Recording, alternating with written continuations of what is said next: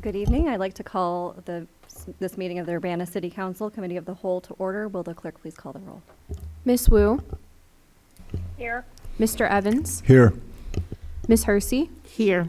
Miss Colasetti, Here. Miss Bishop, Here. Miss Wilkin, Here. Mr. Quisenberry, Here. Mayor Marlin. Here. All right. The first item is approval of the minutes from the previous meetings, which were on November 14th, 2022. Those special meeting and 11/21/2022, our normal meeting. Names that were misspelled and other errors that have been previously submitted have been corrected already. Are there any substantive corrections? I'll move approval of the minutes. Moved by Chandra. Is there a second? Second. Seconded by Sharice. Any discussion? Seeing none, all those in favor say aye. Aye. Any opposed? The minutes are approved. Next is additions to the agenda. We have none. And then we have presentations and public input. Don't believe we have any presentations. If anyone would like to address the Urbana City Council Committee of the Whole, please feel free to step up to the microphone. All right, seeing none, we'll move on to staff reports. And the first is a youth services grant update.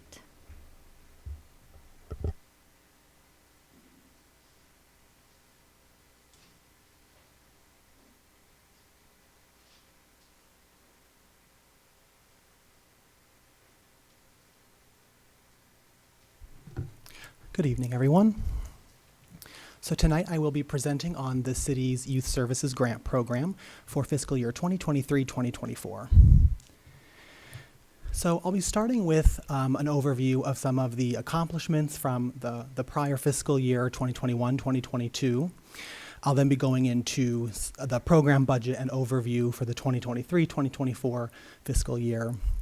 And that'll include a discussion of the scoring process that we will use for applications that we receive.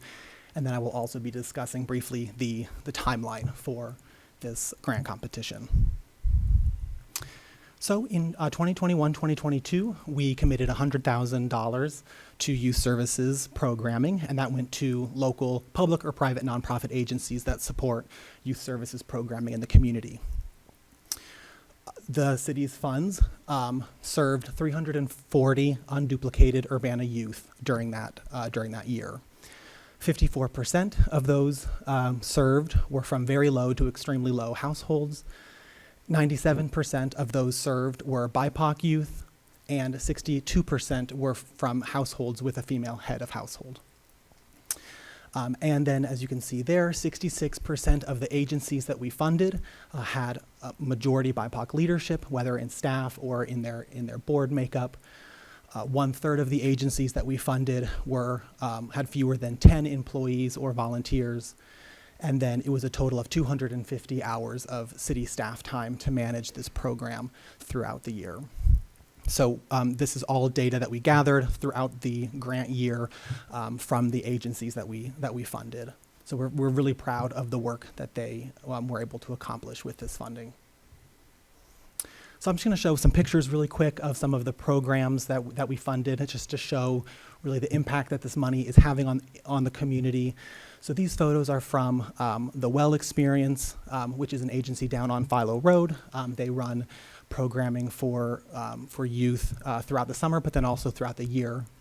So you can see here some of the programs that they were able to operate with our funding.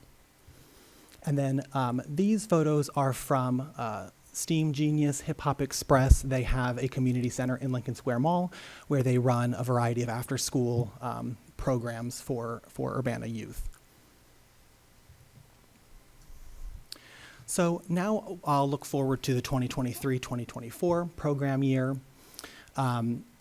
The awards will start July 1, 2023, and they will run through June 30th, 2024. These funds will support programs that provide services to pre-K through youth 22 years of age.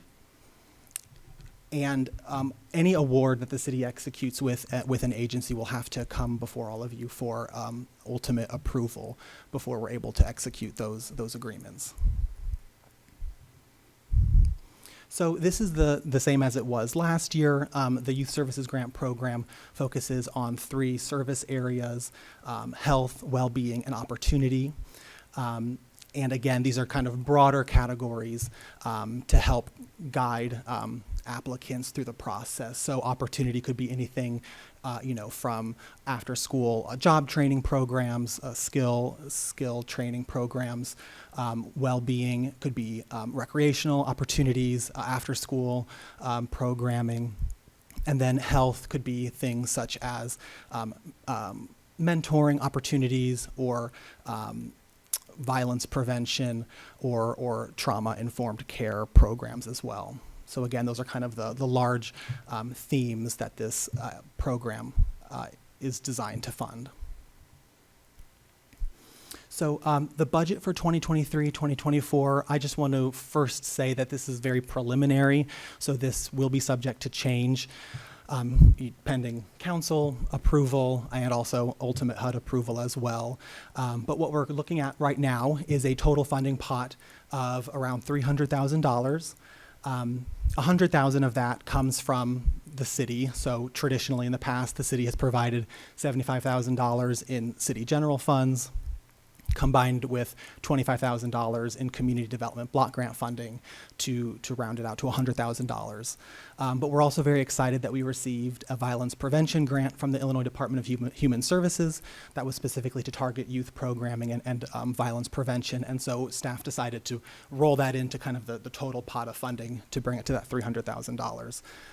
So that's where we are right now. Again, that pending council guidance that could change. So the process is overseen by a youth grant committee.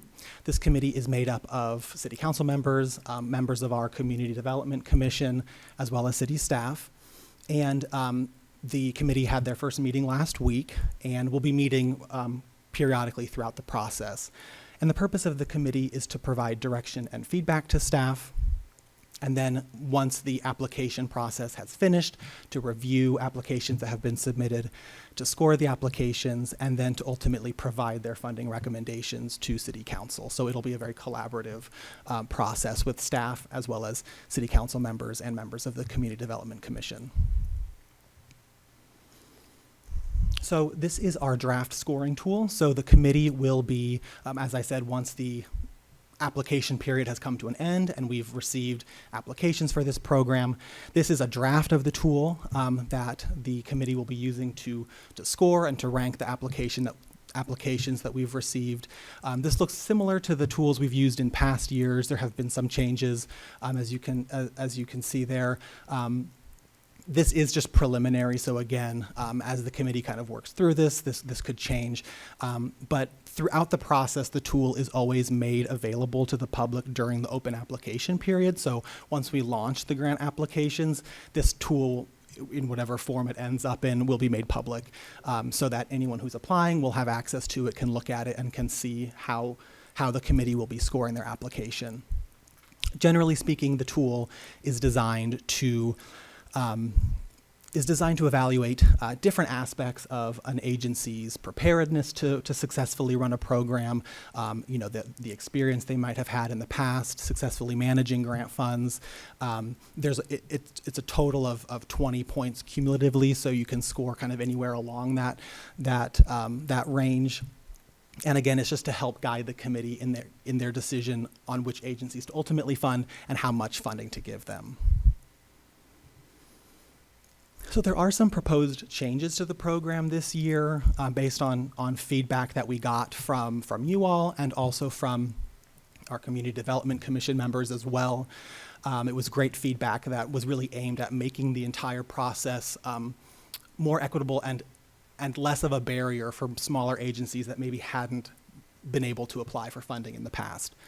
So the first change is that we are going to have a 2-month open application period. And I'll get into more detail in that in a minute in the timeline section.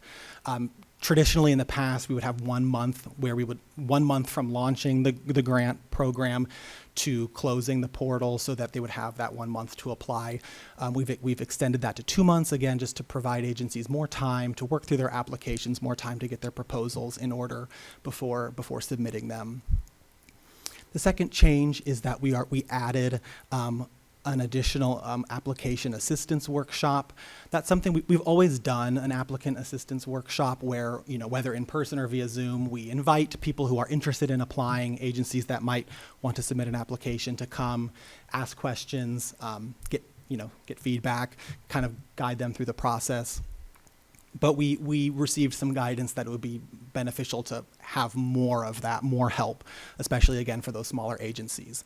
So the way that we're intending to structure this is that we'll have, when we launch the grant program, we'll have kind of an initial workshop at the beginning of the process to kind of lay it out, explain how it's going to work, what we're looking for. And then later on, closer to the deadline, have a second session where agencies that might have any concerns, or maybe if some last minute things come up, they can come back to us and get some assistance and get some additional information. And then the third is an application training video, which will be hosted on our website.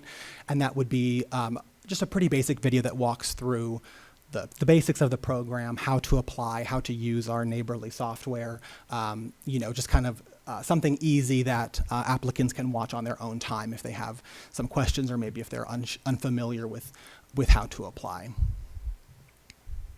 So the timeline. So this is all estimated. If I get my way, this is how it'll go. But timelines can be unpredictable. The idea, again, is to have that 2-month open application period, again, to provide plenty of time and opportunity for agencies to get their applications completed.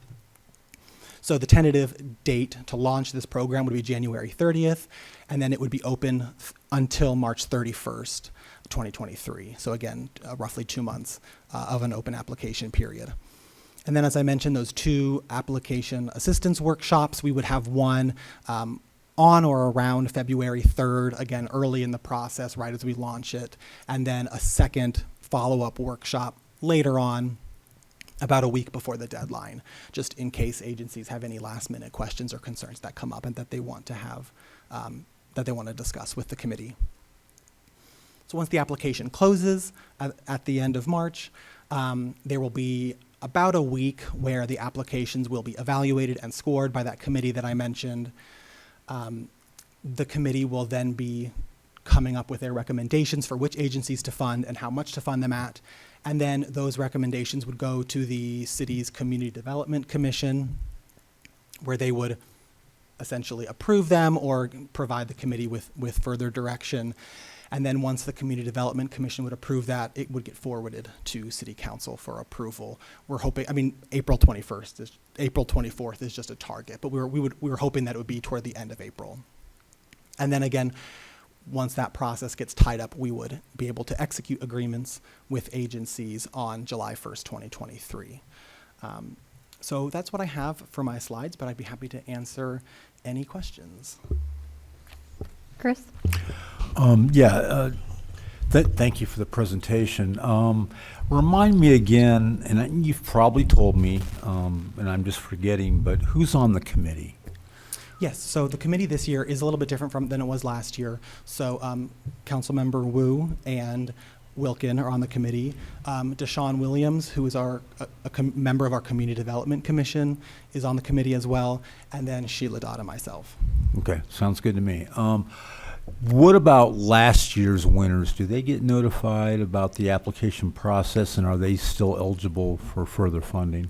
Yes, absolutely. They're still eligible, and I have kind of a master list of all agencies that have applied, not just received funding, but also applied in the past, different social service agencies or listservs. So that will get blasted out to everyone, when we're getting close to launching it, just so that every agency that might be eligible can submit an application. Thank you. Chandra? Hi, Braden. Thank you for this. I like the timeline. I'm just wondering about only having a week between that second assistance workshop and the application being submitted. If people, come in with major problems, I'm not sure if a week is enough to like really maybe do some major changes in their application. But hopefully they've been talking to you guys over the course, but maybe like 10 days instead of a week. That's Okay. just my suggestion. Thank you. Sharice? Yeah. What is BIPOC? So that stands for Black or Indigenous People of Color. So it's kind of a umbrella term for different minority groups in the community. Mm-hmm. Okay. And also, regarding the well-being, what kind of I wrote what kind of services, and you kind of answered health and mentoring, violence prevention, and you mentioned opportunity after school, job training, skill training, and so on and so forth. What falls under well-being? Would that be therapy or something to that? Yeah, thank you for that. I wasn't looking at my notes, so I forgot to mention that. So thank you for that question. So under the category of well-being would be programs that offer violence prevention services, recreational, after-school services, educational programming, or mentoring programs. Health, we have health care, mental health resources, or trauma support programs. And then again, opportunity was, workforce development or different job training opportunities for youth. So with the health, you said there are mental health services. Is that what you said? Mm-hmm. And wouldn't that also fall under well-being too, kind of? We have it under health. I mean, it's mostly just in the application to give kind of a visualization of the different categories that we're looking for. So it's kind of a general term. That's how we have it structured. When an applicant is completing their application, they click boxes for which categories their program is addressing. Mm-hmm. So it's very possible that an application will be checking a lot of different boxes from different categories, which is great. We like to see that. So it's more of just a helpful kind of framing for as the applicant is going through, just to tell us, okay, well, what needs in the community are you addressing, so that we can kind of think about gaps that we see in services, or kind of see where the program will fit in. Okay, and one more question. Okay, so during the time that people are filling out the applications, because I really don't want folks getting confused, they can also do the workshops and get back to you on, or keep in touch with you regarding what parts of the applications. As a matter of fact, I get the feeling that the more communication that you have with folks that are applying, the better. Yes, absolutely. And in addition to that communication, which will be, they can attend, we will definitely encourage them to attend both sessions. That's not going to be required, but that'll be up to them. But in addition to email, phone, responses, we'll also host a frequently asked questions page on our website, where we'll just track every question that has been asked. We'll do it anonymously, but we just so that everyone has access to the same information for what questions are being asked. Mm-hmm. So that'll all be posted publicly, so everyone can see that as well. So that there's that open communication. So would it be safe to say then it is probably best when people are applying for these grants that they do both workshops, and any questions that they have, feel free to email you guys or call or whatever? Absolutely. They can also come into the office as well. We always make all of those options available. Okay. Thank you. Grace? Thanks. Thanks for the presentation and all the work going into this. I also really appreciate acting on some of the lessons learned from last year and some feedback. I think that's great, how we've expanded it even more. I think you've already clarified some of my points that Sharice was asking about the key service areas. And it sounds like they're not too narrow, that things can fit into all sorts of aspects under those. Okay. Yes. And then my remaining question was just about the scoring, if the questions will match the scoring, kind of asking people specifically, how have you leveraged funds or past grant experience, rather than just tell us your narrative, and they might not think to include that. Yes, thank you. That's a great question. So yes, so the scoring tool is based on the questions that are asked in the application. So again, it ties together, and that's not just for the ease of the applicant, but also for the ease of the people scoring. So we can go and look, oh, how did they answer this question? So we tie it together so it's clear. And then again, whenever we open this process, I always tell applicants, go look at the tool, look at the application. It's, the scoring tool is what we're going to be looking at. So those key questions in the application, make sure you're really providing that detail. So yeah, it does tie together that way. Great, thank you. Chandra? I had a question about the IDHS funding. Are there any specific stipulations or like guidance around that, the way the money has to be used? And does that sort of mesh with what community development usually does with funds? I'm just curious. It does. I don't know off the top of my head too many of the details of this grant. I haven't worked with it previously, but I guess Sheila could maybe answer more of that detail. And does it have like the same execution dates? Like, does it have to be spent by a certain time, and it falls within that year time frame? Right. It actually came from DCEO. We got $2 million allocated to us. And it was pretty broad, community development and violence prevention programs. And so council approved acceptance in the budget for that grant, I believe in October. But we decided, just for consistency and maybe, the best use of our dollars, to include that $200,000 in this. The deadline that we put on using it is the same as this, June 30th, 2024. Okay. All right, cool. Thank you. Any other questions for Sheila or Braden? All right, thank you so much. Thank you. And next, we do have another staff report, update on UPTV issues and coming upgrades. Sanford.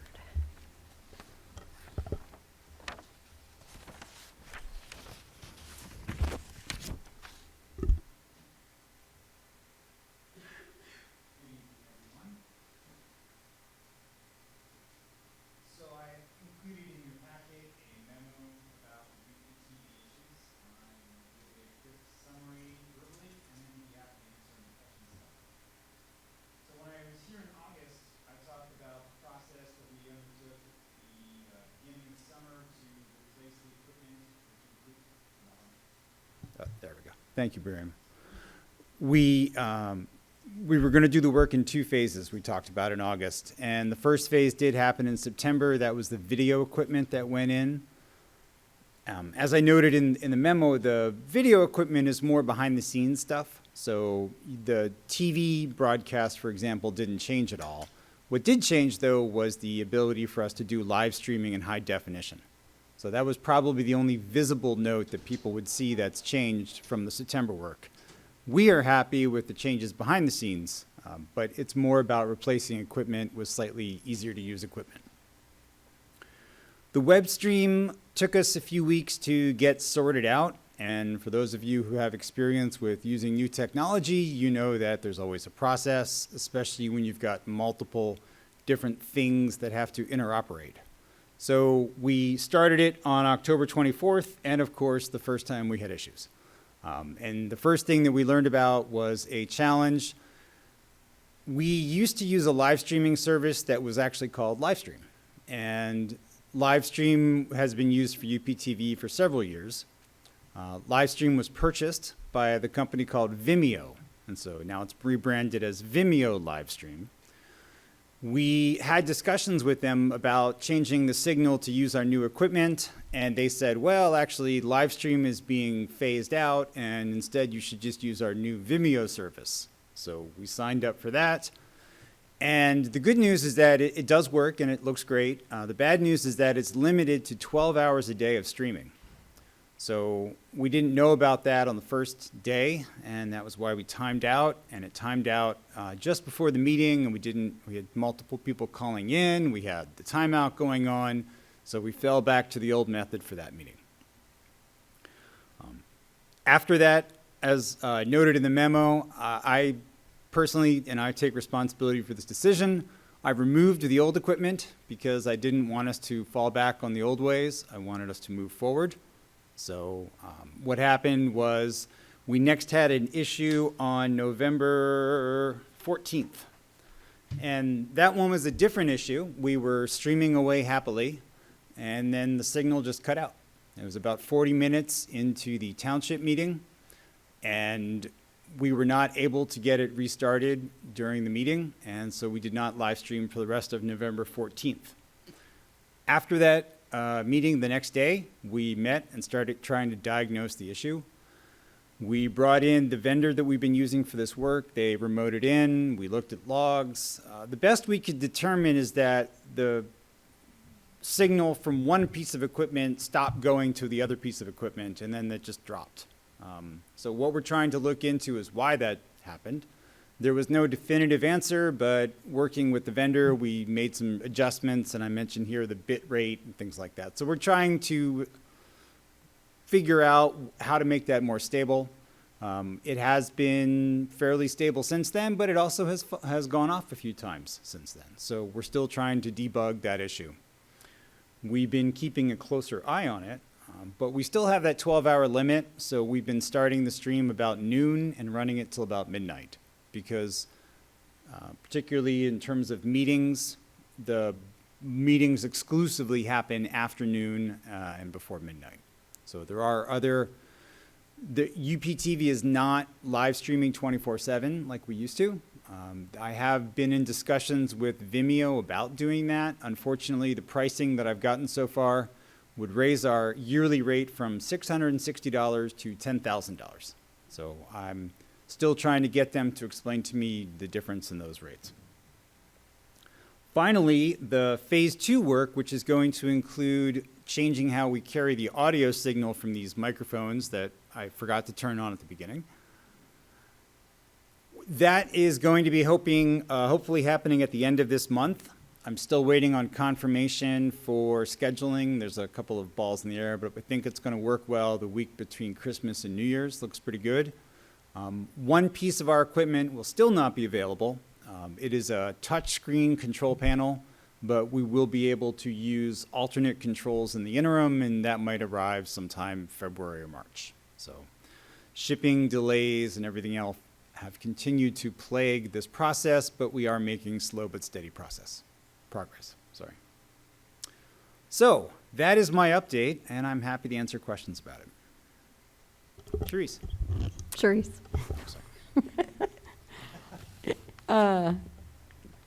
Have we shopped around for different streaming people? Or is Vimeo the only ones, or do they have a monopoly on that market? There are other streaming services, and I've looked into a few. For example, YouTube is one. They also have a 12-hour limit, but it doesn't have the investment. We've already got Vimeo working, so I'm trying to go down that path first, but there are other options.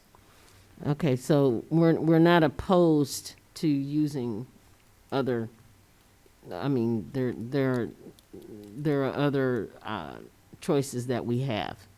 There are other choices that we have. Okay. Grace? Thanks. Thanks for the updates. I appreciate that because I feel completely at a loss when people contact me about sound and city IT issues. I can barely operate my own devices and don't understand any of that, so I appreciate the update for everyone to know the situation. A few questions. I was wondering, what do you recommend the public do for that? Because it's hard for me, when we don't watch the live streams because we're here in person.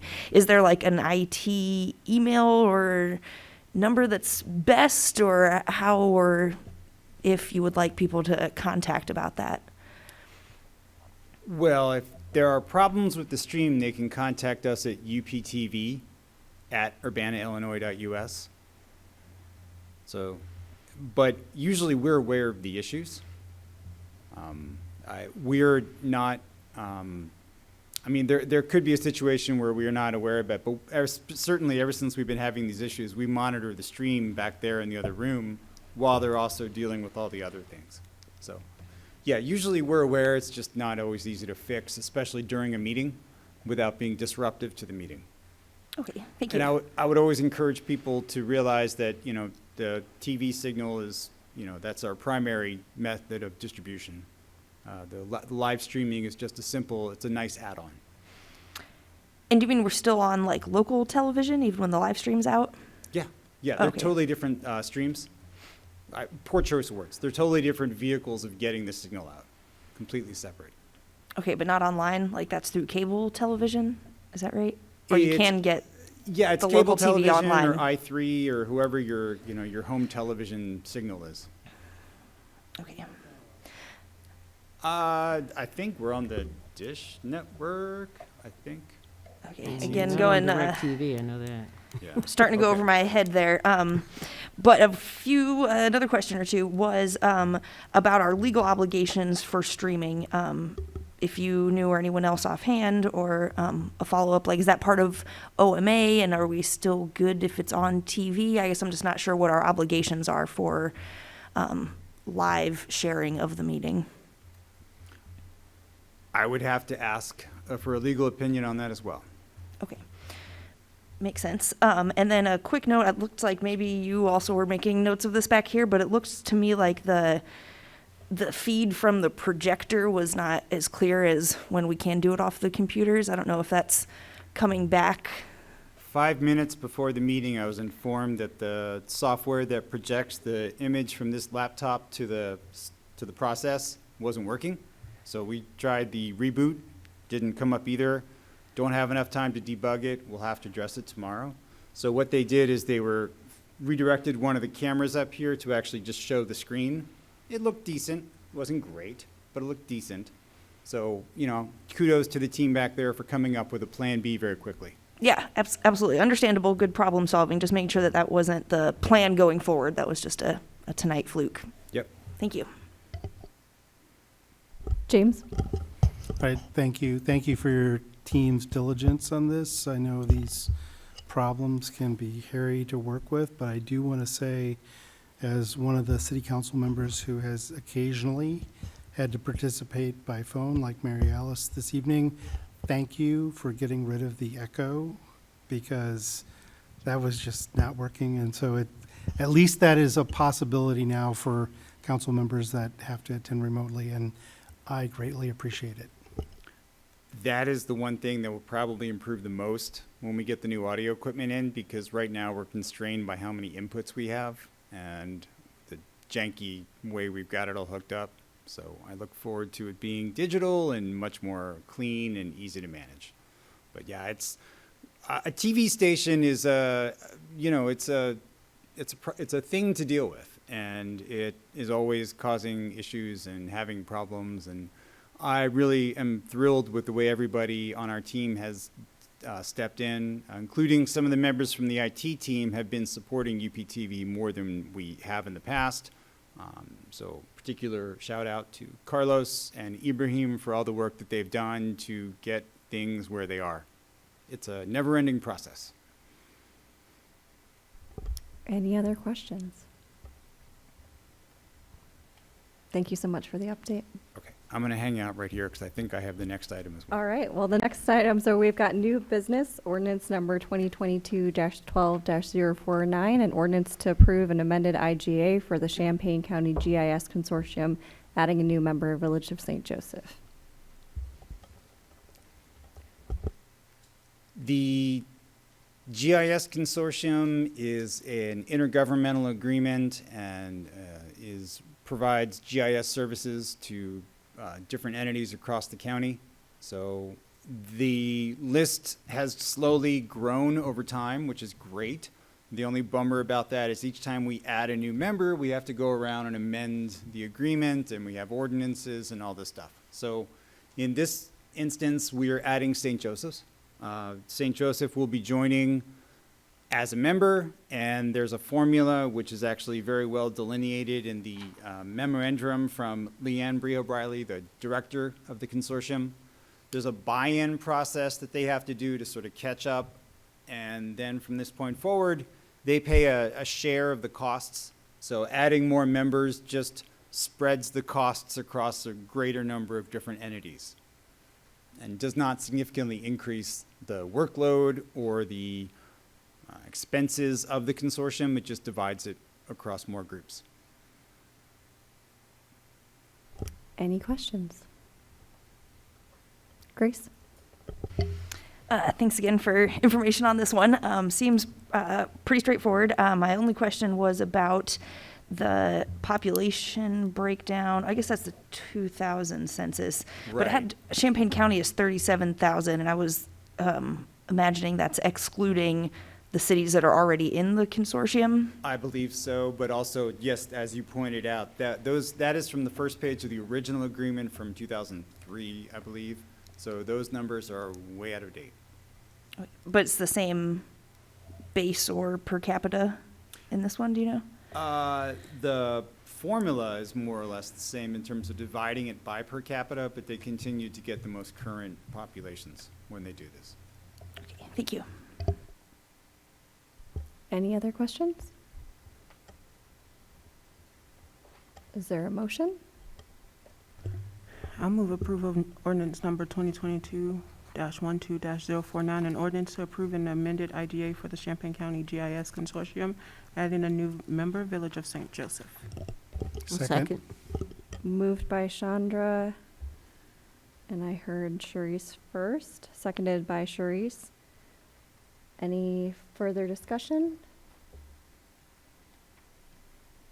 Is this on, well, never mind, there's only one item. All those in favor say aye. Aye. Oh, it's an ordinance, just kidding. Will the clerk please call the roll?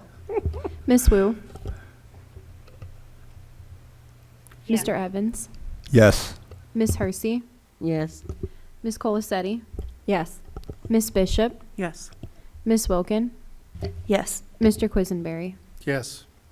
That motion passes. Thank you. Next, we have council input and communication. Any council input or communication? Mayor? Just a couple of things. First, again, as a reminder that beginning next week, the council will be hearing presentations from applicants for the American Rescue Plan Act funding. That'll start on Monday night with the internal applicants, and then Tuesday through Thursday will be community organizations, and each meeting starts at 7 p.m. And then I wanted to, on behalf of the city, extend our deepest condolences to the family and friends of Mr. Sean Green. He passed away this weekend. He was coach, just a beloved member of the community, especially working with kids throughout the community. And he also was serving as a member of our Community Development Commission, and he was appointed not too long ago. So anyway, we just wanted, it was just a shock, his passing, and so we wanted to just express our condolences and sympathy. Any other communication? Seeing none, this meeting is adjourned.